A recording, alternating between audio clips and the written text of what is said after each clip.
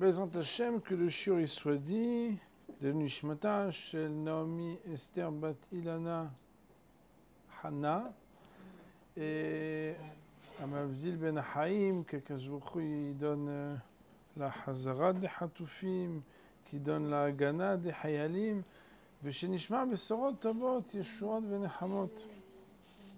Bon, alors on a du travail, comme ça fait longtemps que je n'ai pas donné de shiur, et qu'en plus, il y a des élèves qui sont sérieuses, qui connaissent déjà beaucoup de choses, etc. Donc bon, un Bet Midrash Shelo Hidouche. Donc j'ai préparé quelques références. Alors je ne partage pas les documents parce que ça aurait été caved. Hein, celles qui ont eu cours avec moi sur texte savent que pas très agréable un cours sur texte. Déjà qu'on se déplace en Elul le soir, etc. Nous allons commencer ce soir. Le thème que je voudrais aborder, c'est le thème de la fuite. Est-ce que dans la Teshuvah, il y a une place à la fuite? Si oui, quand? Sinon, pourquoi? Sachant que la fuite, a priori, c'est quelque chose de très négatif. Donc, tout d'abord, je vous propose un remez, une allusion que mon Rav il avait l'habitude de citer, qui est citée dans les Rishonim, donc dans les sages du Moyen-Âge. Vous savez que les gens connaissent Ani et Dodiv et Dodili, Rachet, Tevot, Elul. Mais il y a d'autres endroits où il y a d'autres fois où on trouve l'acrostiche de Elul, Aleph Lamed, Vav Lamed. Et une d'entre ces occurrences, c'est quand dans la paracha de Mishpatim, on parle de celui qui a tué Beshogeg. Donc, quand quelqu'un a tué par inadvertance, vous le savez, comme il a tué par inadvertance, alors il a ce qu'on appelle la possibilité d'aller dans une ville de refuge. Le verset nous dit « Vacher l'otsada » si la personne ne guettait pas pour tuer, mais que les choses se sont passées d'une manière, Rashi Akadosh va nous dire que c'est un peu rocambolesque, parce que des fois, quand quelqu'un est tué de manière involontaire, vous savez que c'est une très grande tristesse, c'est très traumatisant, c'est quelque chose de terrible. Et la Torah nous dit que Ve'a Elohim ina leyado. Et c'est vraiment Akadosh Baruch Hu qui a occasionné cet accident. Ina, on le connaît en hébreu, puisque c'est la racine de Teuna, qui s'écrit avec un aleph, c'est qu'il y a eu un accident. Alors quand la personne n'était pas volontaire, elle ne voulait pas tuer, et qu'un accident a causé la mort, il est écrit « Vesamti lecha makom asher yanus shama ». C'est Dieu qui parle et qui dit, donc on est dans l'Exode, donc Shemot, la paracha de Mishpatim, ceux qui veulent, c'est verset, donc Perek 21, verset 13, « Et je te donnerai makom asher yanus shama », un endroit pour s'enfuir là-bas. Le mot lanus veut dire s'enfuir. Le mot miklat veut dire être réfugié ou être intégré. On connaît bien ce mot parce qu'on connaît la klita, on connaît le misrad klita, etc.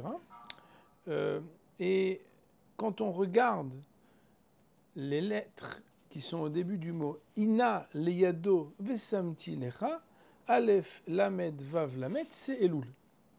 Et de là, notre Rav Zatzal, il avait l'habitude d'insister sur le fait que ça n'est pas pour rien que nos Chachamim mentionnent qu'il y a quelque chose à voir avec ce qu'en Elul, on parle de refuge, on parle de trouver un endroit où on va pouvoir s'échapper, on va pouvoir se trouver à l'abri d'eux.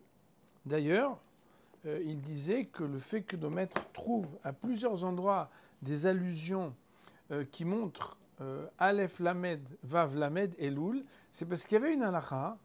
Alors je dis il y avait parce que pour l'instant on n'a pas l'occasion de la réhabiliter, parce que cette règle-là elle est plus applicable de nos jours pour l'instant.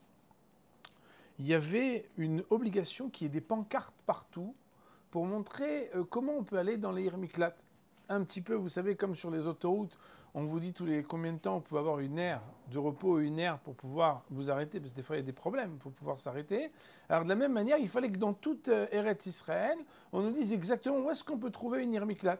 ça fait partie des espaces SOS, où si quelqu'un il a tué par inadvertance, alors il peut se réfugier. Bien évidemment, il est inutile de mentionner que le fait d'avoir tué par inadvertance, c'est quand même grave. Ah, mais il l'a pas fait exprès, c'est vrai. Mais en même temps, ça n'arrive pas à tout le monde, Baruch Hashem, et quand ça arrive, c'est quelque chose de très grave. Je vous rappelle d'ailleurs que quand quelqu'un il transgresse le Shabbat à l'époque où il y a le Sanhédrin, il le fait avec préméditation, avec témoin, il est passible de la peine de mort. S'il le fait de manière involontaire, il amène un korban, il amène un sacrifice. Ouais, mais j'ai pas fait exprès, Mora. C'est pas grave. Ça arrive pas à tout le monde. Ça fait 3 fois cette semaine que tu fais pas exprès. Donc tu vas quand même copier. On comprend que le shogeg, il a aussi une valeur. Et la responsabilité de la faute, elle n'est pas que quand c'est avec préméditation. Rashi Akadosh, bien sûr, il nous dit que cet accident qui est arrivé, c'est pas pour rien. Il amène ce fameux Machal Akadmoni. Je ne sais pas, Béhémed, si c'est indispensable de le raconter, mais une chose est sûre, c'est que il raconte ici que ça n'arrive jamais à n'importe qui de tuer par inadvertance. Alors je fais très attention quand je le dis, parce que j'ai déjà rencontré quelqu'un dont j'ai appris après qu'il avait causé la mort par inadvertance. Et vous savez, dans la vie, on doit faire attention, parce qu'il s'agissait d'un monsieur que je voyais ne pas faire Birkat Kohanim. À un moment, j'habitais dans un autre endroit, et le monsieur, il ne fait pas Birkat Kohanim, mais il est Kohen. Alors, naturellement, je me suis approché de lui, et je lui ai dit, vous êtes Kohen? Et il était un peu gêné. Et puis, une deuxième fois, quelqu'un d'autre est venu le voir, parce que vous savez qu'on les cherche, les Kohanim. D'ailleurs, vous savez que quand il y a un seul Kohen, c'est pas comme quand il y a 2 Kohanim. Les gens très très religieux, quand ils sont à la synagogue et qu'il y a un seul Kohen, s'ils peuvent après aller à un autre office pour écouter Birkat Kohanim de 2 Kohanim, parce que c'est pas la même valeur, le Birkat Kohanim de Oraïta, c'est quand il y a 2 Kohanim qui nous bénissent, et on cherche, on veut avoir la bracha des Kohanim. Et ce monsieur, il avait été interpellé plusieurs fois, et une fois, Messiach Lefitoumi, j'ai parlé avec quelqu'un qui le connaissait bien, et on parlait du fait que où est-ce qu'il y a des Lévim, on est un peu jaloux des Djerbiens qui ont des tonnes de Kohanim et que nous, on n'en a pas beaucoup. Et puis il y a des endroits où il y a plein de Lévim, mais des fois, nous, on cherche Yesh Lévi. On a l'impression presque qu'il y a un minag de demander s'il y a un Lévi, tellement on n'en trouve pas. Et on est venu à dire, ouais, bon, mais on a quand même un Kohen. Et ce monsieur m'a dit, oui, mais tu ne peux pas imaginer pourquoi il ne fait pas Birkat Kohanim. Et quand il m'a raconté ce qu'il savait, pourquoi il n'a pas fait Birkat Kohanim, alors j'ai su que cette personne, il avait malgré lui transgressé, que quand quelqu'un, il a tué Béchoegeg, Béchoegeg, ça peut vouloir dire avoir renversé quelqu'un sans le vouloir, eh bien, il est inapte à pouvoir faire le Birkat Kohanim. Une des grandes éloges qu'on fait de Pinhas, qu'on accuse un peu trop facilement d'avoir vengé avec passion, c'est qu'il était capable de risquer de perdre toute sa keuna pour éviter le Hilul Hashem, parce que si jamais il n'y avait pas eu parmi tous les miracles qui ont eu lieu que cette personne qu'il avait enfourchée était restée en vie, eh ben, il n'aurait pas pu être Kohen, alors que Pinchas, il a été Kohen. Et non seulement il a été Kohen, mais toute sa descendance, ils ont un Brit Keunat Olam, Tahat Asher Kinel Elokav. Et c'est pourquoi j'étais, moi, très remise en question, parce qu'en fait, des fois, on ne peut même pas imaginer qu'est-ce qui peut arriver, à qui cela peut arriver, et certainement encore moins pourquoi ça peut arriver. En tout cas, de ce premier texte, on apprend une chose très intéressante, c'est que cette personne a fauté, et on lui propose d'aller dans un endroit de refuge. On lui dit, écoute, maintenant que tu as fauté, si tu vas dans cet endroit, tu es préservé. D'ailleurs, vous savez bien que si les vengeurs de la famille viennent à tuer, alors ils sont répréhensibles. Par contre, s'il veut faire une petite virée pour aller à Bnei Brak à un mariage, il ferait mieux d'être bien armé parce qu'il pourrait perdre la vie et de manière tout à fait justifiée. Il y a toute une réglementation, le traité de Makot qui parle de ça. Ça n'est pas notre sujet. En tout cas, on voit une première occurrence dans la Torah où il y a un homme qui a fauté et à qui on donne une ville de refuge, un endroit où il va s'enfuir, où il va partir, il va sortir de là où il était. Et on y voit aussi une allusion dans, dans ce verset. Rachet Tevot Elul, on parle de Elul. Elul qui est le mois de la Teshuvah, le mois où, qu'on ait fait des fautes volontaires ou involontaires, il va falloir agir, il va falloir faire quelque chose. Deuxième chose, et ça c'est un thème qui est vraiment très profond et un peu même inaccessible pour moi, mais que j'ai pourtant essayé d'étudier plusieurs fois, mais bon, c'est un texte qui est cité au nom du Ramchal dans Adir Bamarom, donc ce sont des textes kabbalistiques. C'est le Rav Dessler qui les cite, donc dans le 5e volume, page 498, très très beau thème, qui est emprunté donc, du livre Adir Bamarom, qui est un livre totalement kabbalistique du Ramchal, Ramoshe Chaim Luzzatto, où là-bas il nous dit que il y a 3 personnes ou, on va dire, emblèmes du peuple d'Israël qui ont fui. Qui sont-ils? Yaakov, Moshe et le peuple d'Israël. Yaakov, comme tout le monde le sait, sa mère, Rivka, va lui dire « Ata benishma bekoli berach lecha » Maintenant, mon fils, écoute bien la voix de ta maman, enfuis-toi. Et là-dessus, il y a un midrash extraordinaire qui nous dit « Kol aborhim nitzolim » Tous ceux qui s'enfuient, ils sont sauvés.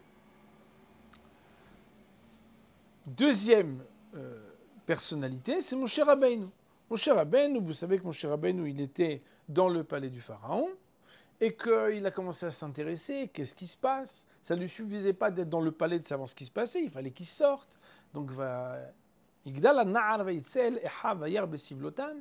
le jeune homme grandit. Il sortit vers ses frères, il observa leur souffrance, Rachid de dire, il plaça son cœur et ses yeux à ressentir la souffrance de ses frères juifs qui souffraient. Et là-bas, vous connaissez tous l'histoire de ce gardien qui avait agi d'une manière injuste et violente avec un juif. Et mon cher Rabbeinu avait regardé à gauche, avait regardé à droite, et les psukim sont clairs et formels. Il a carrément englouti sous la terre, il avait tué un Égyptien.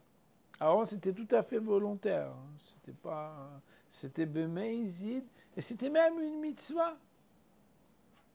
Par contre, ce qui s'est passé, c'est qu'ensuite il y a eu une dispute entre 2 juifs, et là, quand il y a marqué Achen Noda Adavar, c'est que Moshe Rabbeinu a voulu se mêler.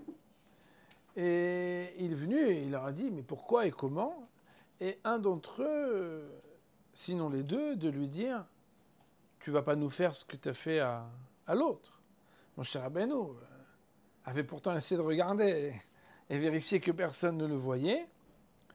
Ce qui s'est passé, c'est qu'il s'est dit « Waouh, si eux sont au courant, c'est que dans le royaume aussi, les choses sont sues. » Et en fait, mon cher Rabbeinu a été menacé. Et quand il a été menacé, la Torah nous dit qu'il a été boréach. Il a donc été à Midian, c'est là-bas qu'il a eu la révélation du buisson ardent, et ça, etc. Et donc on voit encore une fois que mon cher Rabbeinu, il s'est enfui. Et le Ramchal, dans Adir Bamarom, nous dit, mais aussi le Ham Israël, il s'est enfui.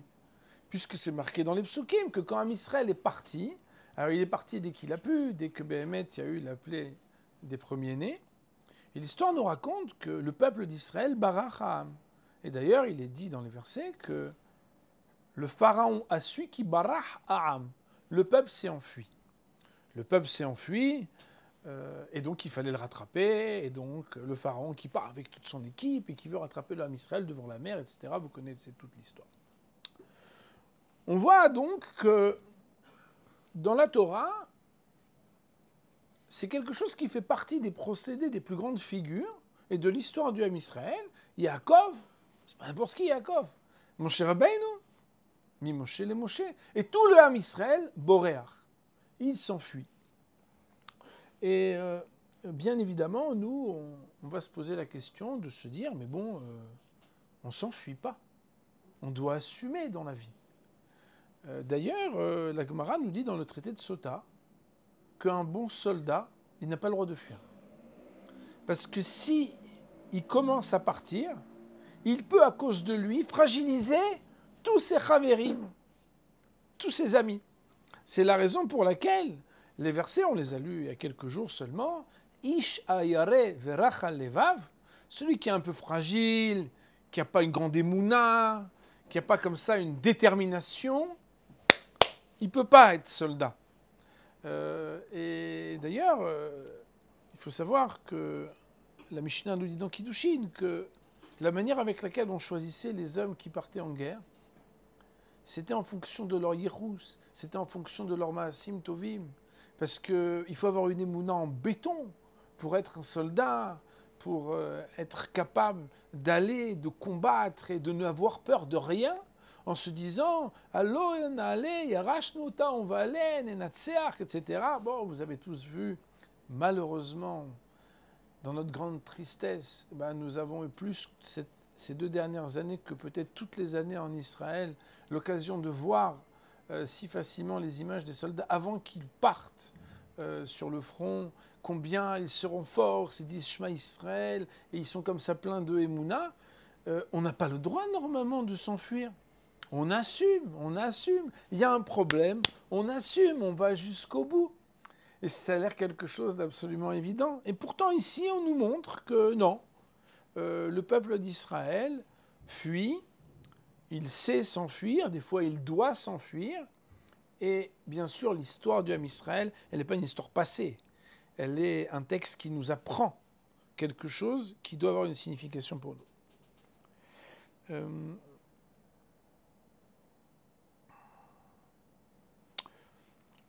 Nous avons pris cette parenthèse, on va mettre de côté, on va poser une autre question.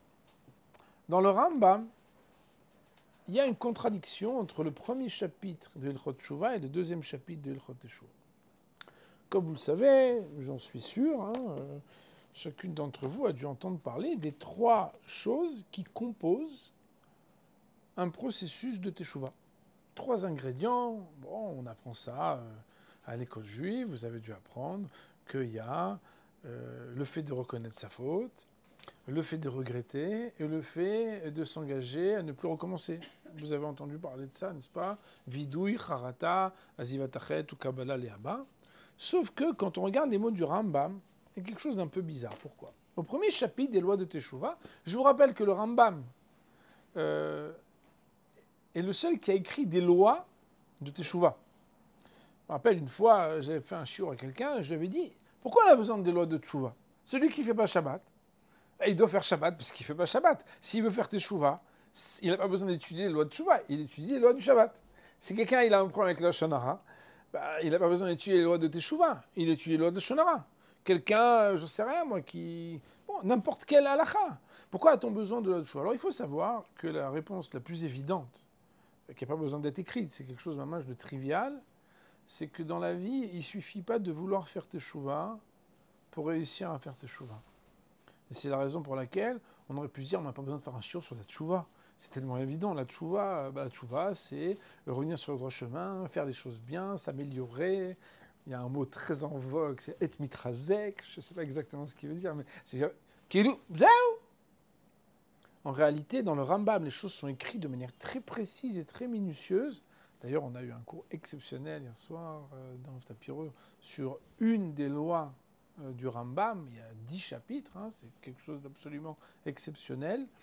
Et dans le Rambam, donc, il y a des choses qui sont dites et qu'on doit étudier, pas seulement lire. Le Rambam nous dit, donc, quand un homme, il a fauté, quelle que soit la faute qu'il ait faite, qu'il ait fait volontairement ou involontairement, etc.,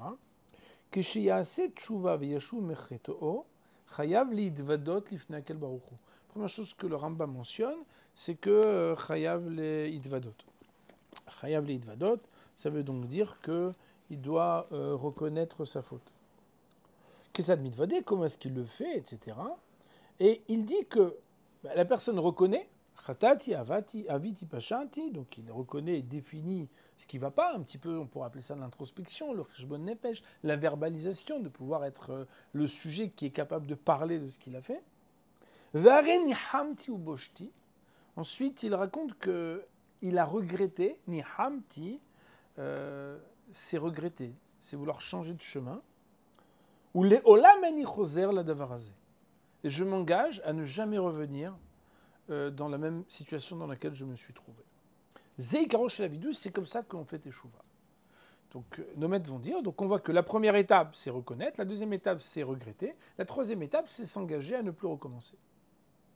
On pourrait même dire que reconnaître, c'est maintenant, regretter, c'est sur ce qui s'est passé, et s'engager, c'est quelque part par rapport au futur, c'est quelque part un engagement qui n'est pas seulement sur ce qui s'est passé. Parce que vous savez bien que si par exemple quelqu'un regrette ce qui s'est passé, mais qu'il est capable de dire mais je pense que je pourrais vraiment recommencer, mais je regrette.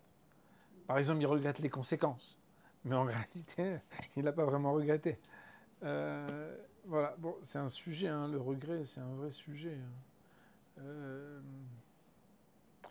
C'est pas notre sujet aujourd'hui. Dans le Perek Bet, dans le deuxième chapitre, le Rambam nous dit c'est quoi la Tchouva Gmura. Alors, dans ce Perek Bet, c'est très intéressant puisque le Rambam nous dit Maya Tchouva Gmura. Alors, il nous dit Sheyazov aroter chet'o, que l'homme abandonne sa faute, Yesiredu marshavato, Vigmor belibo shel yaseod, qu'il l'écarte de sa pensée et qu'il définisse et conclut qu'il ne va plus recommencer. On voit que là, on parle d'abord d'abandonner la faute, ensuite de l'enlever de son cœur, donc de regretter, et dire qu'il ne va plus recommencer. Nous disent nos chachamim, c'est bizarre. Est-ce que le fait de regretter précède ou succède au fait d'abandonner la faute? Dans un cas, on voit que le regret précède, dans le premier chapitre. Dans l'autre cas, on voit que le fait de regretter succède. Alors, le Rabbi Yaakov Toledano, qui était Rosh Yeshiva Orinci, comme vous le savez, dans son livre Hazon Baruch, il amène cette question. Et pour répondre à cette question, il amène les mots de Rabbeinu Yonah extraordinaires. Rabbeinu Yonah, il nous dit il y a deux types de teshuva pour deux types de situations. Et il les nomme, alors les dames, elles aiment bien qu'on dise ça, même si en réalité, c'est pas que les dames, hein, c'est qu'il y a une teshuva de type sikhlit et il y a une teshuva de type rikshit. Aujourd'hui, c'est très à la mode, hein, sikhli, rikshi, etc. Sikhlit, c'est lorsque, par une réflexion, on peut arriver à la teshuva. Rikshit, c'est lorsque, par le ressenti, l'émotion, on peut arriver à la teshuva. Alors, d'abord, vous en pensez quoi? Ben, c'est exactement ça, en fait, ce qui se passe. C'est que, nous dit Rabbeinu Yonah, il y a deux tchouva pour deux types de fautes. Normalement, il y a plein de chaises. Hein. Quand quelqu'un nous dit Rabbeinu Yonah, da, qui mi asher hata al derech mikre, quand quelqu'un faute de manière accidentelle, alors, Reshit tshuvata ishazeh aharata. Par quoi commence celui qui a une faute occasionnelle, accidentelle? Ça commence par le regret. Maintenant, vous comprenez que quand ça commence par le regret, c'est pas bon, allez, 1, 2, 3, je regrette. Ça veut dire, c'est quelque chose qui est de l'ordre de l'émotion. C'est vrai qu'on peut s'éveiller à l'émotionnel, mais c'est quelque chose qui est avant tout quelque chose de naturel. Et c'est seulement après qu'on va pouvoir reconnaître et s'engager. Alors que, mais quand quelqu'un est sur un mauvais chemin tout le temps, ça veut dire quoi tout le temps? Ça veut dire que c'est une avéra dans laquelle il est déjà bien ancré. Ça fait longtemps que ça dure, ça fait longtemps que ça traîne, c'est un vieux dossier, va falloir que je m'en occupe. Mais bon, chez nous, on n'a jamais fait. Chez nous, on n'a jamais appris. Moi, je suis comme ça. Alors lui, Reshit Tchouvat Aishazeh, La'azov Darko Ma'ashavto Ara'a. La première étape de cette personne, ça veut dire de ce cas de figure, c'est d'abord d'abandonner la faute. L'askim le kayem ou le kabel baltosif od lahato, d'accepter sur lui de dire j'arrête, je le ferai plus. Aharechen, et uniquement après yitharet al alilota vanishhatot, il regrettera ce qu'il a mal fait. Veyashov el Hashem, et il reviendra par la Teshuvah. De là, nos maîtres vont dire, le Rambam, il parle de deux choses différentes. D'ailleurs, en étant méticuleux dans les mots du Rambam, dans le 2e chapitre, où il parle d'abord d'abandonner avant que de regretter, il est marqué aussi là-bas qu'il était dans son derer, c'est qu'il avait une certaine habitude qui était ancrée. Qu'est-ce que ça change d'avoir une habitude? Eh bien, il faut savoir que lorsque quelqu'un faute de manière accidentelle, il y a quelque chose en lui qui ressent le décalage entre ce qu'il a fait et ce qu'il n'aurait pas dû faire. Et d'ailleurs, ça nous arrive à tous, des avérotes de maladresse. Des fois, on a une bonne intention et on est maladroit, et c'est facile de ressentir immédiatement le décalage. Mais quand quelqu'un il a laissé une faute s'installer, eh bien cette faute, en fait, elle le rend moins sensible à la vérité. La Gemara, vous la connaissez, c'est une Gemara tellement forte qui dit « Avar avera veshanaba utralo ». Quand quelqu'un a fait une avera et il l'a répétée, elle est devenue permise à lui. La Gemara dit utralo salkadatar. Quoi, maintenant c'est permis? Ah, donc je fais une avera, après c'est bon, tu as ta carte. Non, c'est pas que c'est devenu permis, c'est qu'à ses propres yeux, c'est comme si c'était permis. Et d'ailleurs, on le sait bien, parfois on essaye de faire attention, mais quand la première fois, on se dit, t'as déliré là, t'as déliré. Mais une fois que c'est fait la première fois et que c'est passé, et que des fois même il y a une deuxième fois, ben des fois, la troisième fois, ça ne nous fait plus autant de gêne. C'est la raison pour laquelle il y a des gens qui sont un peu stricts, et des fois on ne les comprend pas. Ça va, détends-toi. Alors qu'en réalité, détends-toi. On a envie de lui dire, mais toi-même, il y a quelques années, je me rappelle comment tu étais très strict sur ce sujet. Mais parce qu'en fait, on devient de moins en moins sensible au fur et à mesure que les choses s'installent comme étant des habitudes. Est-ce que quelqu'un, parce qu'il est moins sensible, il a moins la mitzvah de Teshuvah? Pas du tout. D'ailleurs, entre nous soit dit, c'est pas Réhouven qui fait que des avérotes accidentelles et Shimon qui fait que des avérotes habituelles. On a tous en nous une liste de choses qu'on est triste de les faire. Et chaque fois qu'on commet, on sait qu'on est mal et on regrette déjà au moment où ça commence. Et il y en a d'autres où malheureusement on n'est pas sensible. Ça, tu vois, c'est pas dans mes priorités. Ça, je m'en fiche. Mais non, je m'en fiche. Bah, vous comprenez bien que la tchouva, si on se la fait pour soi-même, parce qu'on s'est fait un plan de carrière relige en se disant, je suis froum, l'année prochaine, blinéder, froum, froum, l'année d'après, froum, froum, froum, j'arrive à 5 froum et j'arrête. Parce que c'est pas personnel. On doit être engagé par rapport à la vérité. La sot est à émet, mipne chez Ouemet, comme dit le Rambam. La vérité, elle engage.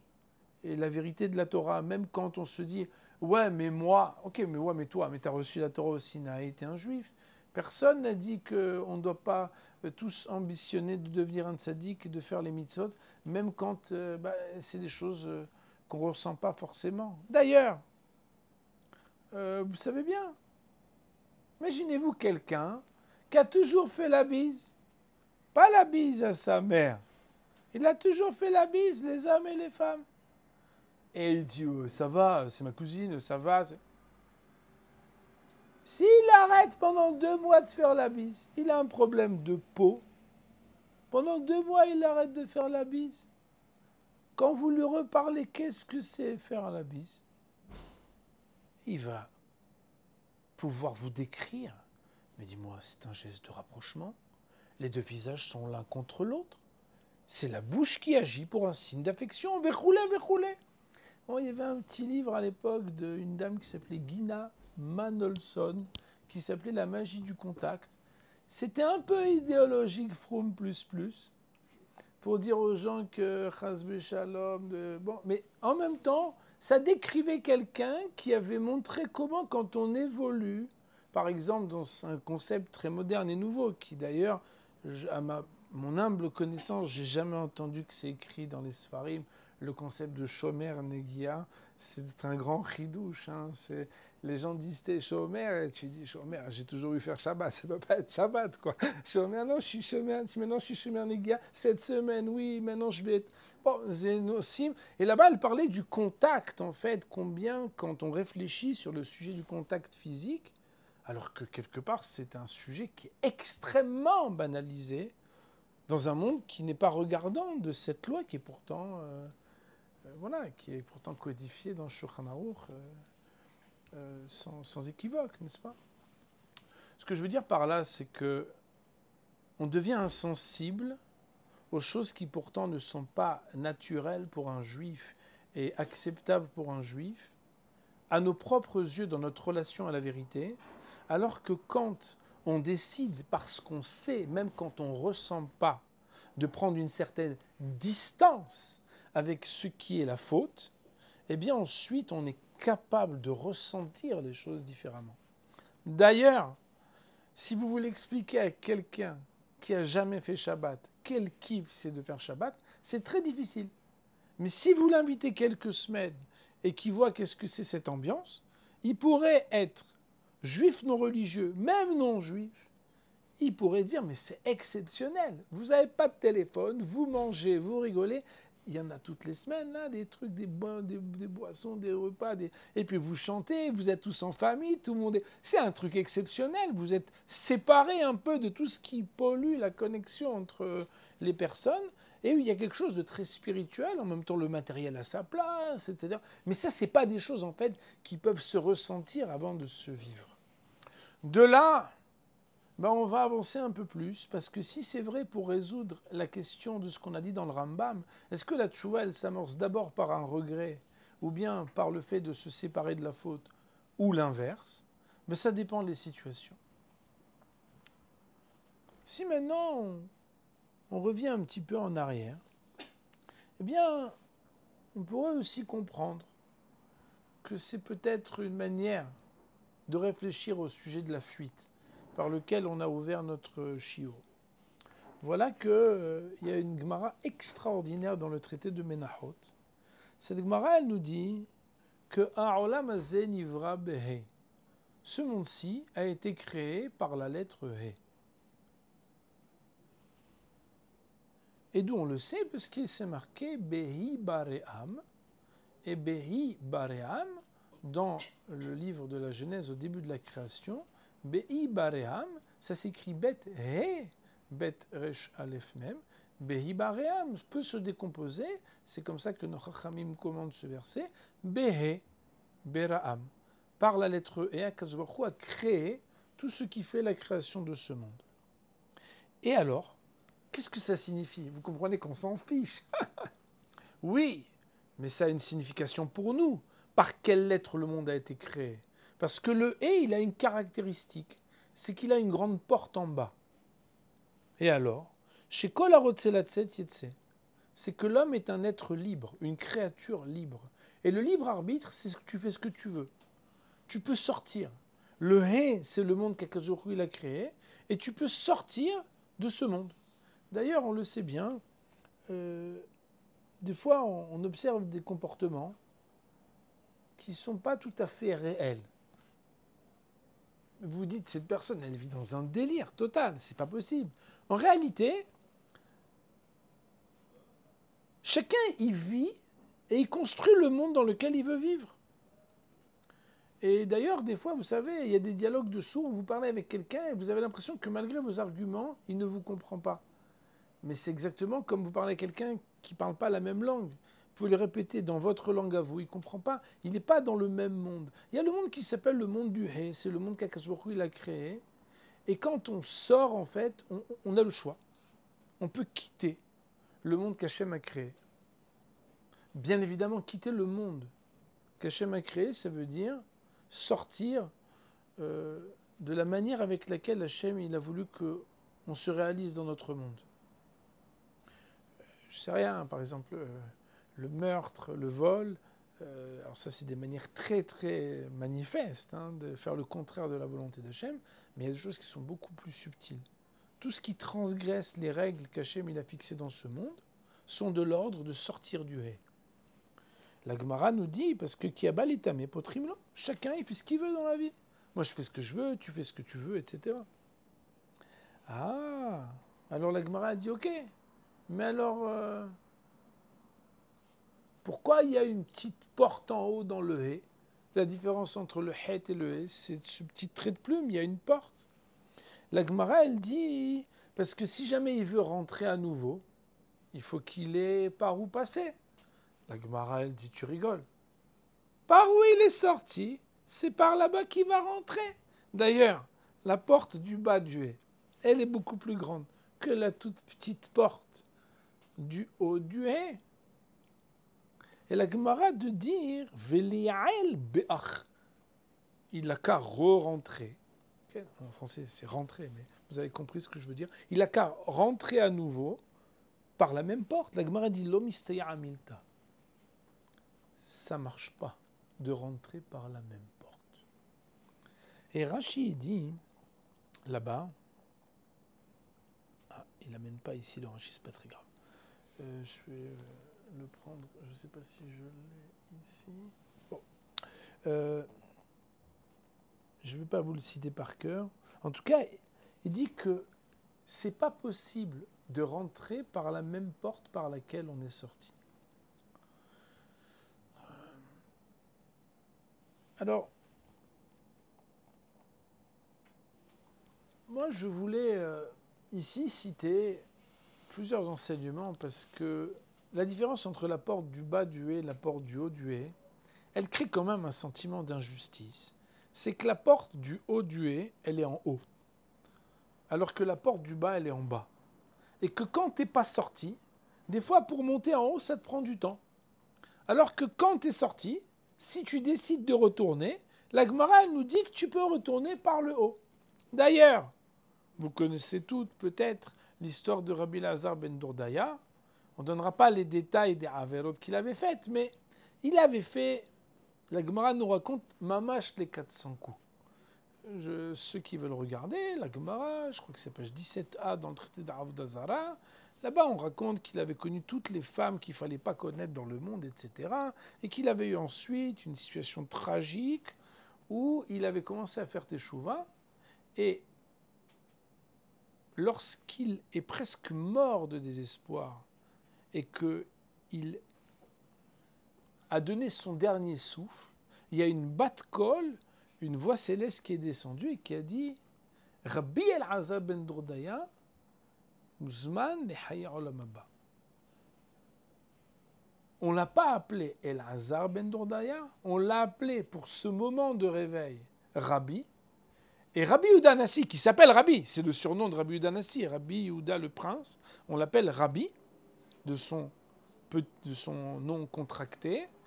Il a dit Yesh kone olamo besha'a achat. Il y a des hommes qui en un instant sont capables d'acquérir et de recevoir le mérite, de recevoir tout leur olam haba. Pour dire qu'il y a comme des fois des inégalités où le Baal Tchouva, purée, lui, il rentre par en haut. D'ailleurs, la Gemara nous dit dans le traité de Brachot, Bemakom sheba'ale tchouva omdim, afilut sadikim gorim lo yicholim la'amod. À l'endroit où se tiennent les gens qui ont fait teshuva, même les gens qui n'ont jamais fauté, qui ont toujours été tzaddik, eux, ils ne peuvent pas se tenir là où les Baalei Tchouva ils se tiennent. Et c'est très surprenant. C'est très surprenant. Je ne sais pas si ça vous est déjà arrivé, des fois, il y a des Talmidei Hachamim qu'on aimerait bien, nous, entre guillemets, les religieux, approcher. Et pas qu'ils ne nous regardent pas, mais ils sont occupés. Mais quand il y a des Baalei Tchouva qui rentrent, alors là, tout de suite, ils peuvent passer devant, les rabbinim, ils les reçoivent, et ils les embrassent, et ils les accueillent.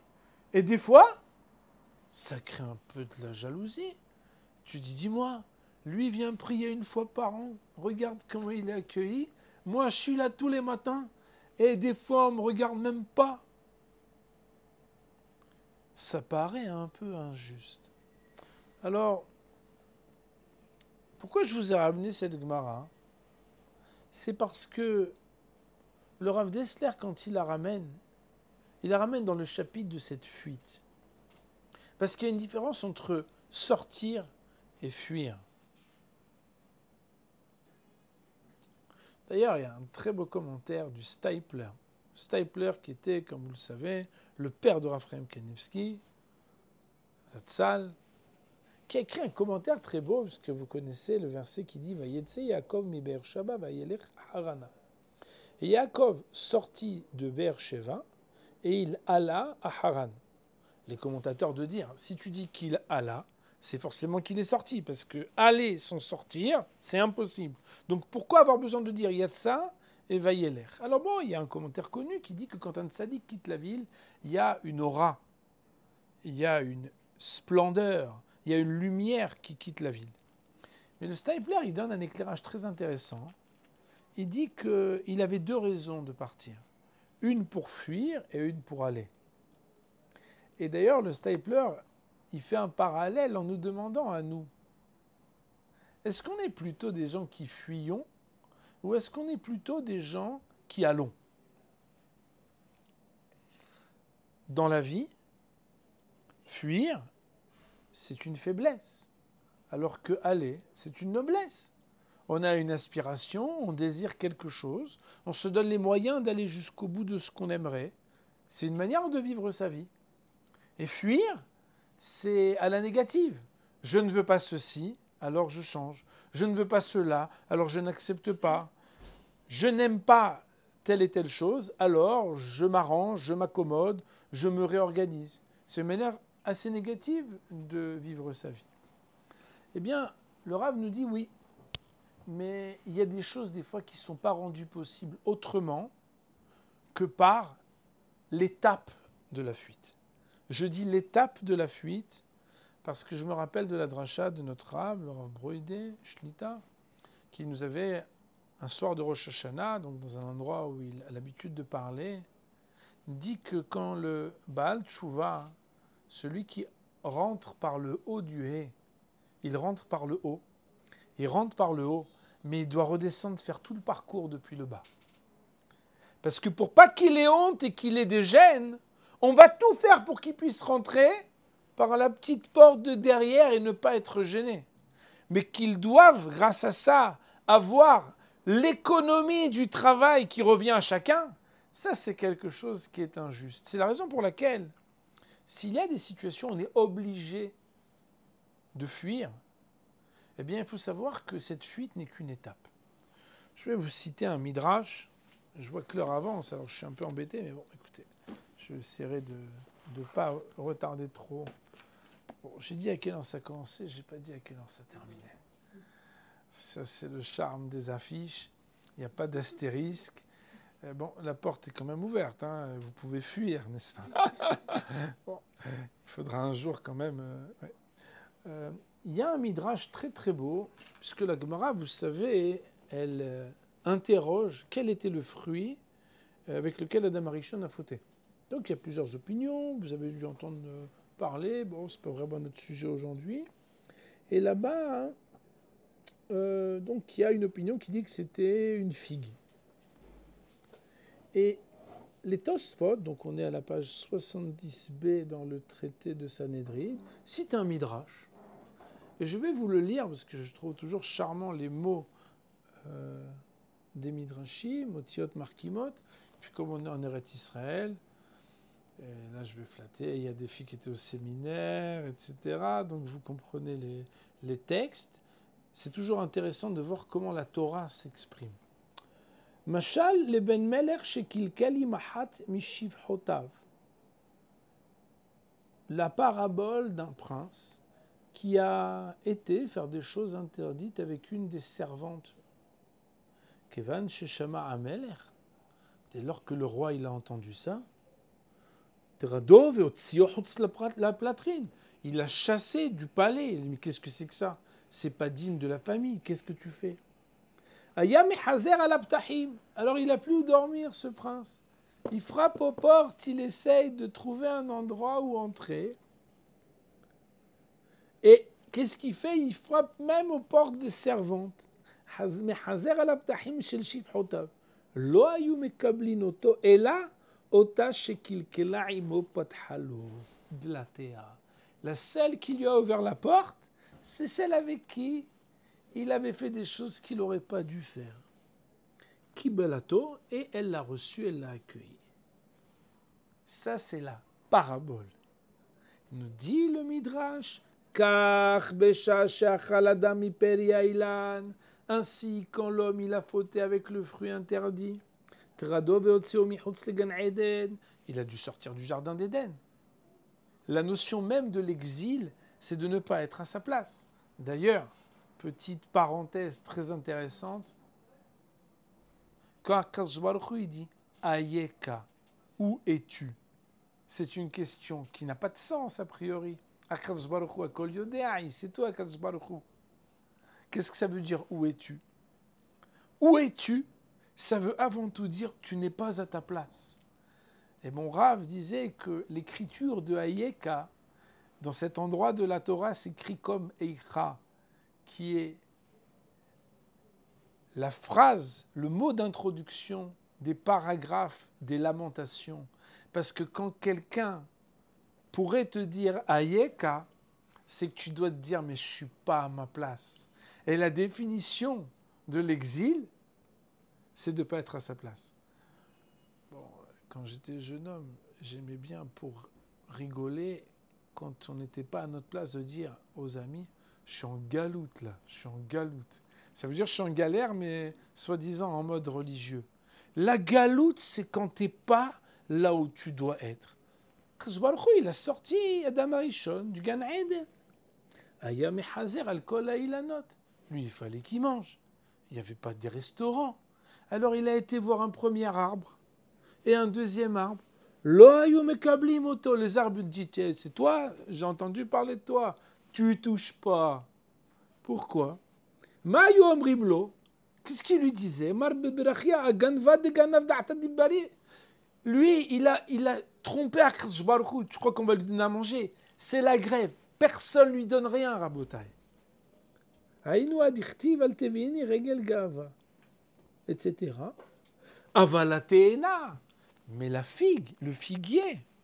Al yede she'achal mimena. Parce qu'il avait mangé une figue, tel que c'est marqué dans la Gemara ici. Elle lui a ouvert sa porte, elle a accueilli Adam Arishon. Ce midrash, il m'a énormément marqué quand je l'ai étudié. Ça fait déjà plus de 20 ans, je l'ai toujours comme ça, il résonne dans ma tête. Parce qu'en fait, je vais vous dire quelque chose de très important. Quand une faute nous met en échec et qu'on voit que on se sent fragile, on est obligé de décider de fuir la faute avant d'avoir résolu le problème et d'avoir le ressenti de cette faute. Parce que sinon, ça ressemble à quelqu'un qui passe par un chemin où chaque semaine, il se fait lyncher par des gens qui lui font du mal et il dit, cette fois-ci, je vais les vaincre. Mais s'ils sont 15 ou ils sont 20, ça ne sert à rien. D'ailleurs, si c'est vrai avec le Yetzer Hara et les Averot, c'est aussi vrai avec les relations nocives qui vous font du mal. Et si on ne quitte pas un ami, un conjoint, un associé ou une entreprise, on n'est pas obligé de le quitter physiquement, mais on peut au moins se protéger. Parce qu'il y a quelque chose qui fait qu'on doit faire attention à ne pas être confronté à quelque chose qui nous met en échec et qui nous fait du mal et qui nous détruit. Pourquoi? Parce que la perception qu'on a de nous-mêmes quand on faute, elle est mauvaise. Cependant, ce qui te met en échec dans la faute et que tu évites quand tu fuis, tu l'évites quand tu fuis, mais tu n'as pas résolu le problème. Macha lema davardomé, à quoi ça ressemble? Quelqu'un, par exemple, il a peur des chiens. Alors, d'abord, il réfléchit tout seul et dit, si j'ai peur des chiens, et qu'il n'y en a que du côté droit quand je sors de la maison, je vais aller du côté gauche. Bon, il n'a pas besoin de faire le talmudiste, c'est très simple. Des fois, c'est un peu plus compliqué, il évite. Mais il évite le chien tant qu'il n'y a que les voisins de droite qui en ont. Mais il n'a pas résolu son problème. À un moment ou à un autre, il va falloir qu'il résolve son problème. Et il faut savoir dans la vie qu'on peut fuir ce qui est à l'extérieur de nous, mais pas ce qui est à l'intérieur de nous. Ça veut dire quoi? Dans la vie, il y a des gens, ils ont les péotes longues le premier jour où ils font tchouva. Pourquoi? Il avait tous les cheveux longs. Il a décidé d'arrêter de faire des avérotes et il est sorti. C'était Salomon la terreur. Il est devenu Rabbi Shlomo le Hassid. Il a déjà les péotes. Il est déjà dans les ambiances où il est devenu le tzaddik avec les tzitzit. Cet homme-là, bien sûr qu'il a fui les gens qu'il fréquentait parce qu'il voulait devenir quelqu'un de meilleur. Mais la fuite, c'est quelque chose qui est extérieur. Tu as changé d'espace. Tu n'es plus en confrontation extérieurement avec des choses qui te mettent à trébucher, mais à l'intérieur de toi. Est-ce que tu as résolu ta sensibilité? Et c'est pourquoi je voudrais vous dire, c'est triste ce que je vais vous dire. Trop souvent, trop de personnes, quand elles font teshuva, elles le font de manière superficielle. Comment? Ça peut être la tsniout, ça peut être le Shabbat, ça peut être la cacheroute. On s'organise d'être dans un espace où on n'a plus besoin des averot et on ne peut même pas vraiment les faire tellement elles ne sont pas présentes au même endroit. Mais la sensibilité, est-ce qu'on s'en est occupé? Ça veut dire qu'à un moment ou à un autre, il va falloir refrapper à la porte pour aller comprendre qu'il y a ce qu'on appelle une réconciliation intérieure de se dire « Et pourquoi ça me faisait tellement envie, plaisir, et pourquoi ça me tentait tellement ?» Le Rambam écrit au début du 2e chapitre de l'Chot Tshuva « Ezoi Tshuva Gmura » C'est quoi une Tshuva Gmura? La vraie Tshuva, la Tshuva intégrale, c'est « Ze sheba leyado davar she'avarbo » c'est qu'il se retrouve dans une situation où il peut faire la même chose qu'avant. Efshar beyado la'asot. Il peut le faire, ou perash. Et il a arrêté de le faire, et il s'est séparé de le faire, alors que la tentation est présente. Mi pene à tshuva, parce qu'il a décidé de faire tshuva. L'omeira velo mikishlon koach. Pas parce qu'il a peur et pas parce qu'il ne se sent pas fort. Keitzad, il nous donne le Rambam une représentation très simple et très claire. Are sheba lisha be'avera, un homme qui s'approchait d'une femme de manière interdite. Ou la hazman ityahed ima. Et il se réisole avec elle après. Ve'omed be'abatoba. Il a la même attirance. Bekoa agufo, la même force et vaillance. Bemdina she'avarba, il est au même endroit. Ou perach velo avar. Et il n'a pas trébuché. Areze bal tshuva gmura. Ça, c'est un Baal Tshuva Gmura.